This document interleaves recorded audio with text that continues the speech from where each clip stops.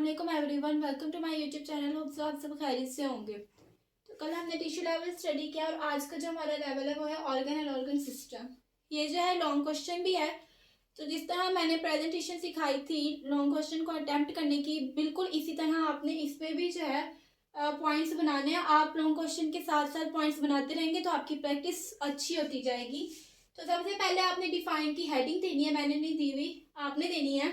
तो डिफाइन लिखनी है, in higher multicellular organisms more than one type of tissue having related functions are organized together and make a unit called organ।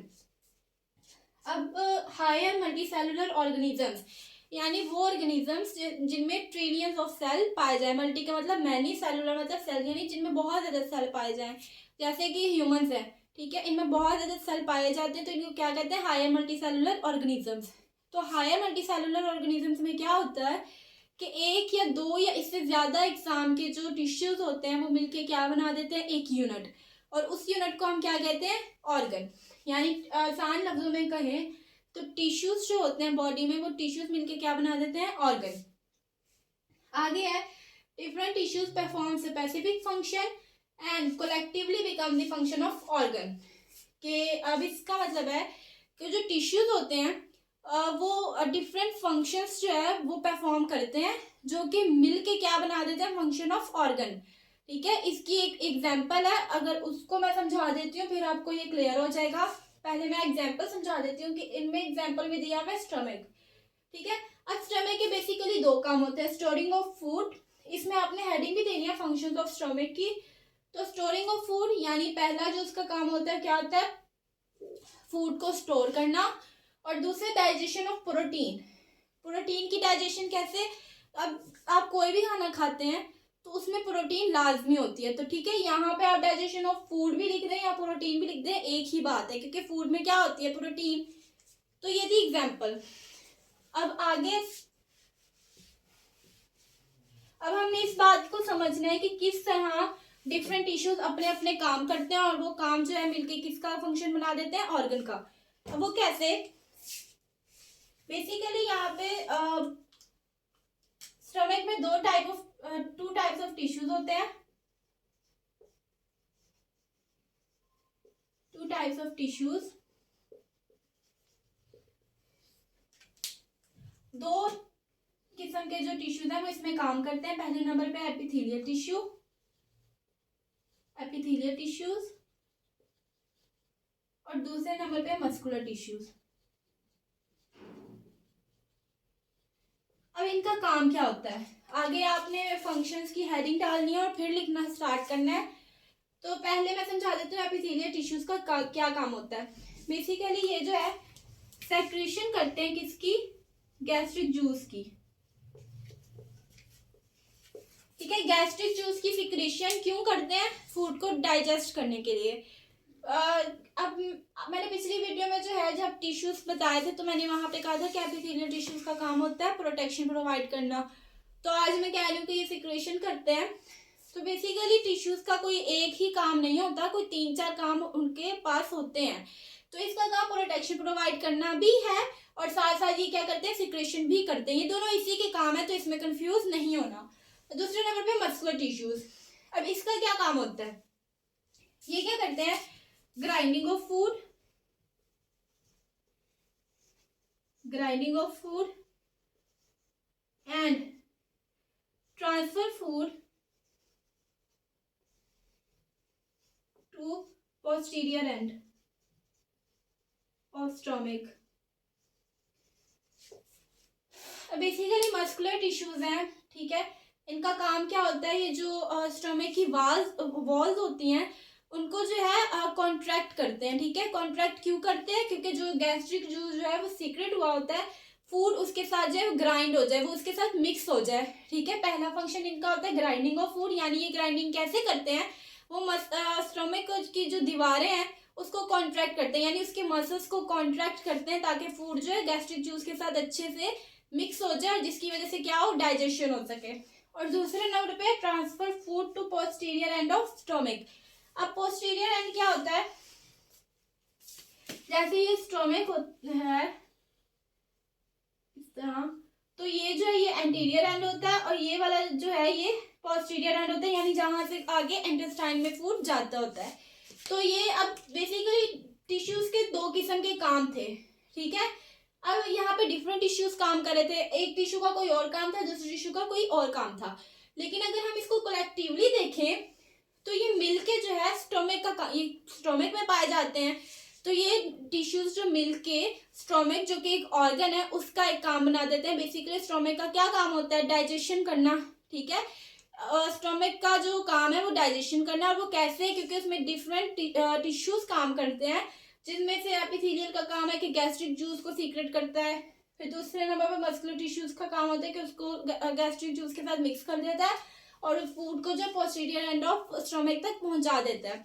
तो जिस तरह मैंने cell पढ़ाया था तो मैंने कहा था कि सेल जो है वो अकेला काम नहीं करता, वो ऑर्गेनेलिस को जो है वो ऑर्डर देता है और डिफरेंट ऑर्गेनेलिस के पास डिफरेंट काम होते हैं।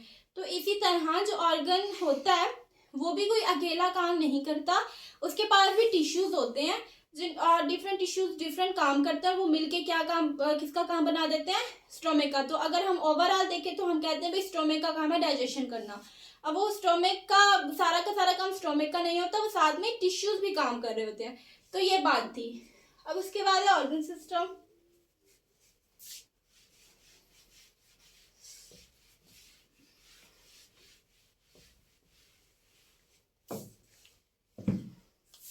ऑर्गन सिस्टम बेसिकली इसकी एक मिसाल है कि एक ऑर्गन जो होते हैं वो अकेला काम नहीं करता, वो मुकम्मल एक सिस्टम बना लेता है। जैसे अगर आप कंप्यूटर को देखें तो कंप्यूटर में जो है मॉनिटर होता है, साथ में कीबोर्ड होता है, साथ में माउस होता है, तो ये सारी चीज़ें मिलके एक सिस्टम बना देती हैं। इसी तरह ऑर्गन सिस्टम में वो ये होती है कि डिफरेंट ऑर्गन्स मिलके एक सिस्टम बना लेते हैं, ठीक है, इकट्ठे काम करने के लिए। लेकिन इस ऑर्गन सिस्टम को बनाने के लिए एक शर्त है, वो ये कि जिन ऑर्गन्स को मिलाकर ऑर्गन सिस्टम बना है उनका काम जो है वो एक दूसरे के साथ रिलेटेड हो, एक दूसरे के साथ मिलता जुलता हो, ठीक है। जैसे अगर स्टोमक है उसका हार्ट के साथ मिला दें तो हमारा ऑर्गन सिस्टम तो नहीं बनेगा ना, क्योंकि हार्ट का काम क्या होता है? ब्लड सप्लाई करना, और स्टोमक का काम होता है डाइजेशन। दोनों के तो काम ही अलग अलग हैं, तो दोनों कैसे ऑर्गन सिस्टम बना सकते हैं? इसी तरह ये शर्त ज़रूरी है कि ऑर्गन सिस्टम को बनाने के लिए उन ऑर्गन्स को देखा जाए जिनका काम जो है वो सेम है। जैसे हम डाइजेस्टिव सिस्टम को देखें, अब हमने कहा कि स्टोमक जो है वो डाइजेशन करता है। अब खाली स्टोमक तो डाइजेशन नहीं करेगा ना भाई, वो तो एक ऑर्गन है, वो डिफरेंट ऑर्गन्स को मिलाएगा, ठीक है, और उनको मिला के क्या बन जाएगा? Digestive system. अब उनमें कौन कौन से ऑर्गन आ सकते हैं? हमारी ओरल कैविटी, ठीक है, हम खाना चबाते हैं तभी वो डाइजेस्ट होगा ना। उसके अलावा फिर स्टोमक आ जाता है, उसके बाद फिर इंटेस्टाइन भी आती है, स्मॉल इंटेस्टाइन, लार्ज इंटेस्टाइन, उसके बाद पेनक्रियाज। अभी ये डिफरेंट ऑर्गन है, इन सब का काम जो है ना वो एक ही है, डाइजेशन करना, लेकिन तरीका डिफरेंट है, ठीक है। जैसे हम ओरल कैविटी में खाना चबाते हैं, ठीक है, बेसिकली इसका भी फंक्शन यही है, डाइजेशन करना, लेकिन तरीका हो रहा है कि हम खाना चबाते हैं। और स्टोमक में जाता है तो उसका तरीका और है कि वो गैस्ट्रिक जूस वगैरह सीक्रेट करता है, ठीक है। और इंटेस्टाइन में अगर खाना जाए तो उसका फंक्शन मतलब इस तरीका और है, फंक्शन सबका एक ही है, डाइजेशन। तो ये होता है ऑर्गन सिस्टम। ऑर्गन सिस्टम की आपने डिफाइन लिखनी है, उसके बाद इसकी एग्जांपल देनी है।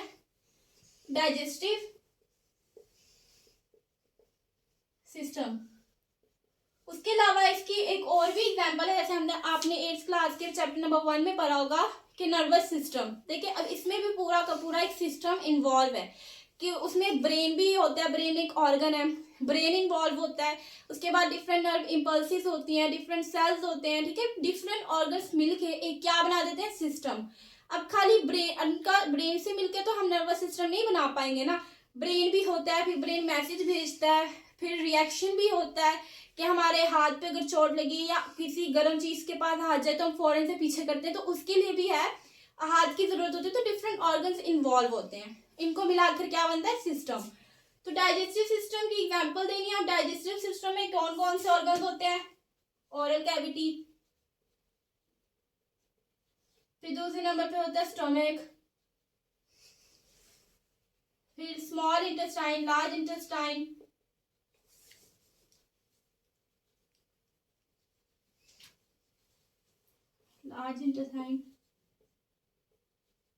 पैनक्रियाज भी होता है। तो ठीक है, ये आपने इस तरह पॉइंट्स बनाने हैं। और बच्चे एक और तरीका भी यूज करते हैं कि इस तरह अगर लिखना हो ना तो वो क्या करते हैं कि यहाँ पे पहले नंबर लिखते हैं और एक ही लाइन में फिर जहाँ पे जगह खत्म हो जाए फिर वहां पे जो है आगे लिखना शुरू कर देते हैं इस तरह से। तो आपने कोशिश करनी है कि बोर्ड के पेपर में आपने इस तरह से अटेम्प्ट नहीं करना, आपने इस तरह लिखना है। ठीक है, एक लाइन में यानी ऊपर ओरल कैविटी लिख लिया, फिर उसके नीचे वाली लाइन पे आपने स्टोमक लिखना है, उसके नीचे वाली लाइन में स्मॉल इंटेस्टाइन। इस तरह थोड़ा पेपर खुला खुला भी लगेगा, ठीक है, नीटनेस भी आएगी पेपर में और थोड़ा पेपर जो है लेंथी भी लगेगा। तो यही अटेम्प्ट इसी तरीके से आपने अटेम्प्ट करना है। मैं दोबारा से ऑर्गन सिस्टम को रिकॉल करवा देती हूँ। हमने पढ़ा था कि टिश्यूज मिलके क्या बनाते हैं, ऑर्गन। ठीक है, और उन टिश्यूज का जो काम होता है, हर कोई टिश्यू अपना काम जो है वो करता होता है और वो कलेक्टिवली मिलके किसका फंक्शन बन जाता है, ऑर्गन का। उसके बाद हमने पढ़ा कि ऑर्गन फिर अकेले काम नहीं करता, उससे भी हेल्प की जरूरत है। तो डिफरेंट ऑर्गन्स मिल जाते हैं जिनका फंक्शन एक ही हो, ठीक है, रिलेटेड फंक्शन हो, वो मिल जाते हैं और क्या बना देते हैं, एक ऑर्गन सिस्टम। जैसे नर्वस सिस्टम हो गया और डाइजेस्टिव सिस्टम हो गया। फिर उसके बाद हमने बताना है कि डाइजेस्टिव सिस्टम में कौन कौन से ऑर्गन्स जो है वो शामिल है।